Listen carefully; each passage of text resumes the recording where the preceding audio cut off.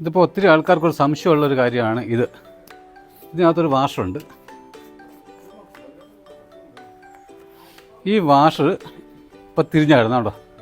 ഇത് ഇങ്ങനെ ഈ വാഷർ മേളിൽ വരണം. അതായത് ഇതിനകത്ത് ഇങ്ങനെ ഇടുമ്പോൾ ഈ വാഷ് ഇങ്ങനെ ഇപ്പോൾ ഇവിടുന്ന് ഒരു വിരലിട്ട് നോക്കുക, ഇതാ ഇങ്ങനെ പൊങ്ങി വരണം.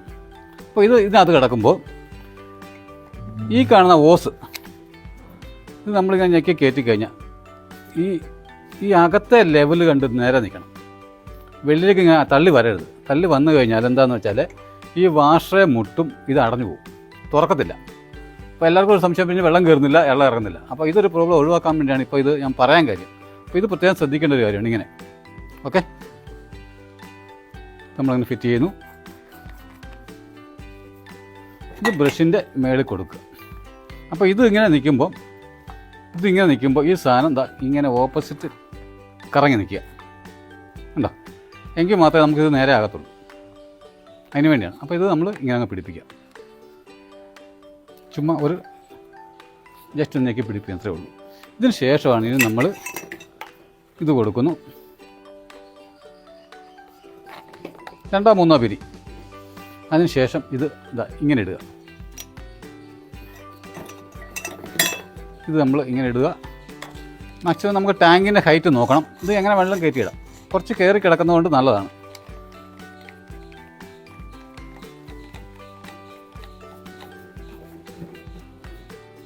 ഇത് മുറുകി. ഇനി ഒന്നുകൂടെ നമ്മൾ ഇതാ ഇങ്ങനെ കൊടുക്കുന്നു. 2 3 പിരി ചുമ്മാ കയറ്റി ഇടുന്നു. ഇത് അതുപോലെ തന്നെ നമുക്ക് ആവശ്യമുള്ള നീളം എടുക്കുക. എങ്ങനെ പോയാലും ഈ വലിയ പൈപ്പിനകത്തൊരു ശകലം കയറി കിടക്കണം, എങ്കിൽ മാത്രമേ ഇത് മുറുകത്തുള്ളൂ.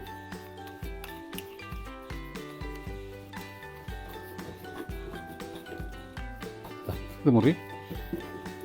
ഇനിയുള്ളത് ലാസ്റ്റ് പൈപ്പ് ഇങ്ങനെ പിടിക്കുക.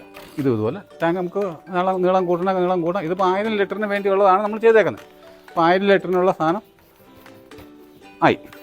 കാരണം 4 അടി പൊക്കം മതി 1000 ലിറ്ററിന് വേണ്ടി. ഇത്രയേ ഉള്ളൂ ഉണ്ടോ, കറക്റ്റാണ്. ഇനി നമുക്ക് ടാങ്കിനടുത്തോട്ട് പോകാം.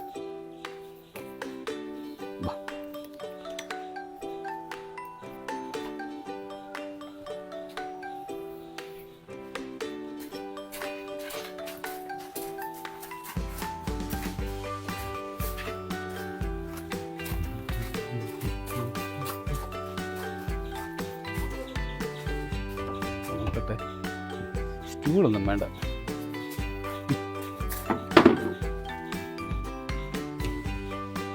ഇതിലേത് വേണേലും നമുക്ക് ചെയ്യാം കേട്ടോ. സ്റ്റൂൾ വേണ്ട.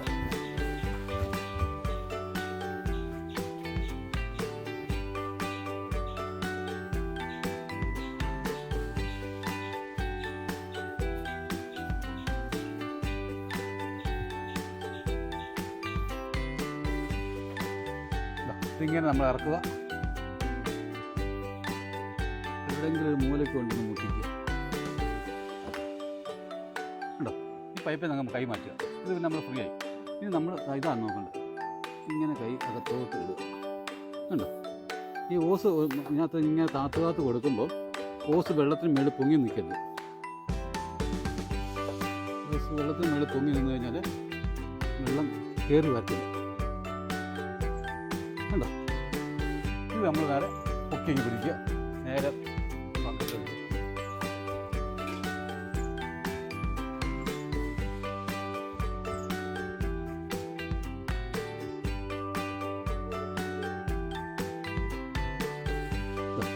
ക്ലീനിങ് പോകാൻ നോക്കണം ഉണ്ടോ.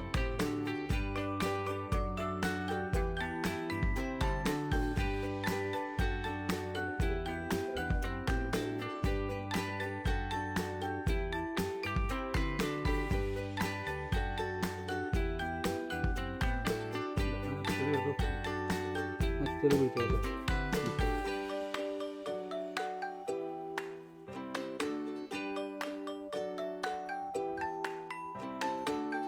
ഉണ്ടല്ലോ. ഇനിയിപ്പം സ്വന്തമായിട്ട് ചെയ്യാമോ? അതിൽ നല്ല പരിപാടി. ഇപ്പോൾ ഈ താത്ത് കൊടുത്തു വെള്ളം ഓസ് മേളിലോട്ട് പൊങ്ങി വരരുത്. ഇവിടെ പൊങ്ങി വന്നു. ഇവിടെ പൊങ്ങി വന്നാൽ വെള്ളം കയറി വരില്ല. ആ ആ പൊക്കി പൊക്കി പിടിക്കാൻ. ആ വിട്ടോ വിട്ടോ വിട്ടോ. ആ മതി മതി മതി. ഇനി പയ്യെ ബ്രഷ് വെച്ച് പയ്യെ ഒന്ന് ഓടിച്ച് വിട്ടെ, പയ്യെ ഓടിച്ച് വിട്ടെ. ആ ഓക്കെ. വരുന്നില്ലേ എളി?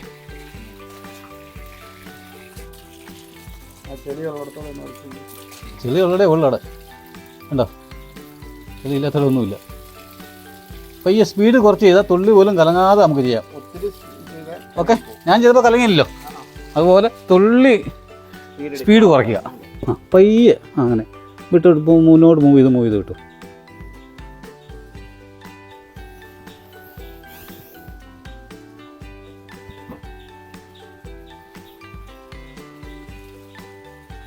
ഈ ചെളിവെള്ളമാണ് കുടിച്ചോണ്ടിരുന്നല്ലേ.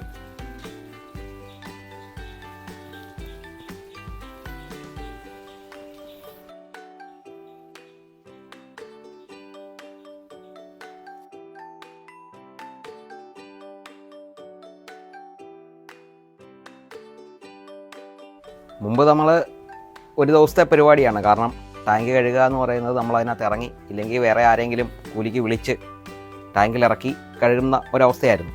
എന്നാൽ ഇത് കിട്ടിയപ്പോൾ അതിനൊരു മാറ്റം വന്നിട്ടുണ്ട്. കാരണം ഇപ്പോൾ നമുക്ക് ഒരു അരമണിക്കൂർ കൊണ്ട് തന്നെ ടാങ്ക് എല്ലാം തന്നെ ക്ലീൻ ചെയ്യാം. വളരെ എളുപ്പം, ഇറങ്ങാതെ തന്നെ പുറത്തു നിന്ന് ചെയ്യാൻ കഴിയും. വളരെ ഈസിയായി കൈകാര്യം ചെയ്യാൻ കഴിയുന്ന ഒരു ഉപകരണമായിട്ടാണിത്. തീർച്ചയായും അതിൻ്റെ വലിയൊരു ഉപകാരം ആയിട്ടുണ്ട്.